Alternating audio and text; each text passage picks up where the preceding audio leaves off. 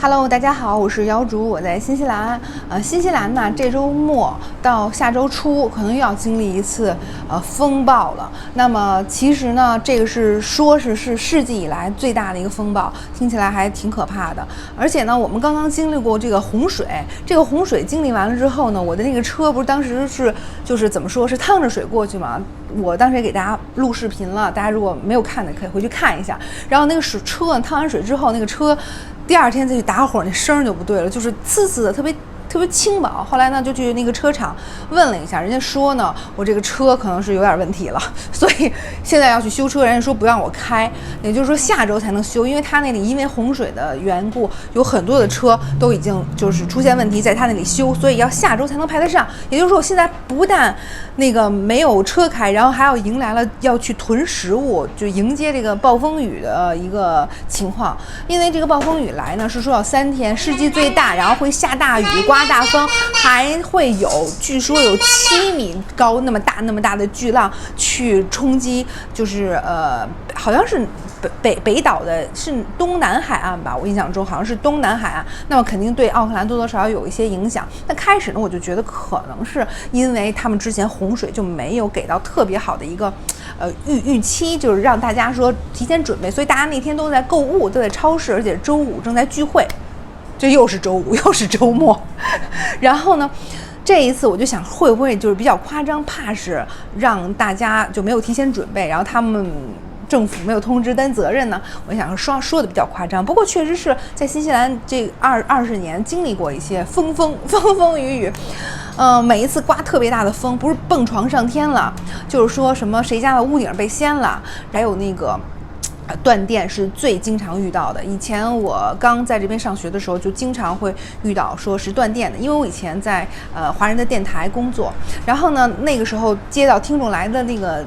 电话全部都是说我家断电了什么什么，最主要曾经还遇到过一个说我在我们家的车库，因为那时候车库刚刚好才流行电的门，他们家那个车库的门没有电，就没有办法打开，他说我现在卡在车库里，出也出不去，进也进不来，就打电话到我们电台的这个热线了。所以呢，断电这个可能性是一定有的，但是据说如果这次是世纪最大的话，我觉得它断电的可能性是非常的大的，就是不是说全程断电，就部分地区断电。那我呢是住在市中心，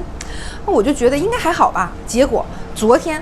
我就看到了好多的新闻，就世纪最大啊什么的，然后再加上今天早上收到物业经理的一个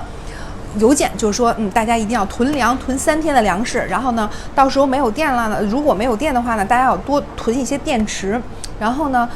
互相的邻居请多多帮助，如果有什么需要呢可以去问邻居，然后邻居之间也会要互相问一下有没有什么需要的。我一听这意思好像还真得囤点哈，你说怎么这么大的几率，这是叫做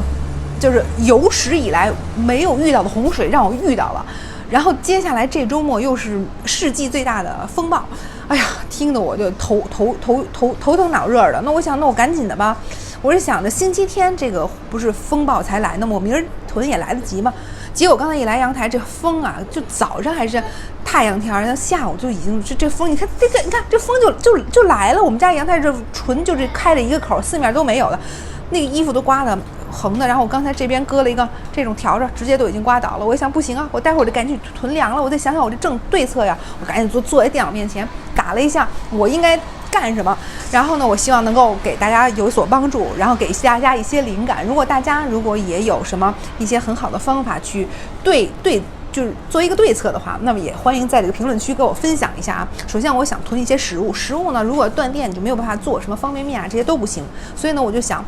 是罐头的这种食物要买，苹果呀这种可以放的，香蕉啊可以放2天的这种可以买，然后买一些饼干啊，然后还有家里保留的这些食物先都要囤好，然后还有就是果汁，因为果汁类里面多多少少含一些维生素嘛，但是如果你吃罐头类，它里面基本上是没有维生素，尤其是维生素 C， 它是通过水呀什么的就流失了，所以很难在罐头里被储存。那么你要是长时间缺，你就会得就是坏血病。但我应该断电不会到这种程度啊，我只是想的比较极端，所以家里的维生素 C 和多重维生素一定要备一些，这样的话可以补充你在罐头里没有办法补充到的营养。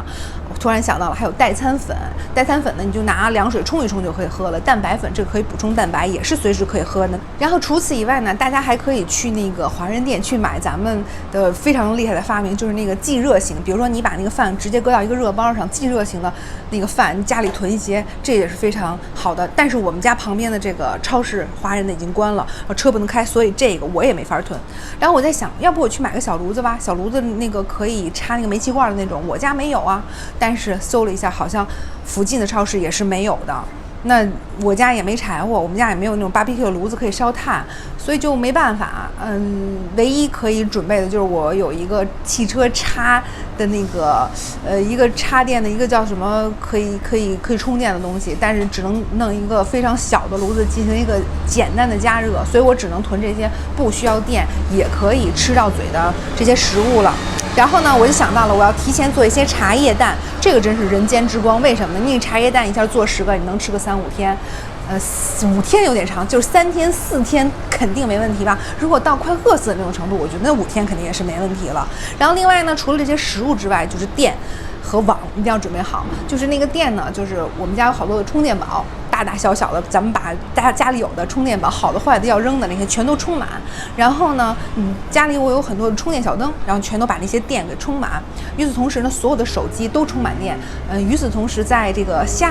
刮风下雨的时候，你再把这个线一直插到这个接线板上，它啪一断电，你所有的设备都是100%充电，什么 iPad 呀，然后所有的不同的手机呀，全部能充电的电脑全部都把电给充上。然后呢，还有就是把那个流量给买好，万一要是没有网的话，就是没有电，那就没有 WiFi， 那你就只能靠流量。那把流量一定就买好，电话卡也一定是买好。另外呢，我想热水怎么办呢？反正洗澡你就是没戏了。然后热水的话，就是家里所有的热水杯、热水壶全部都灌上热水，然后找一个暂时不太用的棉被，先把它盖住，这样的话可能能有一些保温的效果吧。这就是我想到的，但我希望用不到。我想到的是最差的情况，按说应该不至于。我觉得如果断电的话，曾经经历过4、5个小时、6、7个小时，就算最多了。如果这次是世纪型的，那我们就打着它12个小时到24个小时，也还 OK 吧。如果是夜里就睡觉了，如果是白天，那也就歇了都歇了，就在这也是睡觉就得了呗。然后我希望我准备的这些能对大家有帮助。如果大家想到了，就是我没有想到的。我没有这种炉子，然后我也可以吃的食物，或者我也可以去准备的，欢迎大家给我屏幕给我留言。接下来呢，我就要去超市看看超市里还有什么需要买点什么，因为我看那个新闻上说了，超市的储备还是挺足的，说你们来。不是来拿吧，是来买吧。然后呢，沙袋是可以拿的，在奥克兰地区好像是可以去3个地方免费拿那个沙袋，就是比如说像 house 啊这种平房需要去堵水，大雨水会灌的那种堵水的沙袋，大家可以去领了。然后现在我正在跟大家聊天，我看到一辆游轮，大家可以看一下，正在这边离开新西兰，我想它应该是逃跑吧。不管怎么说，待会儿我先去超市囤货了。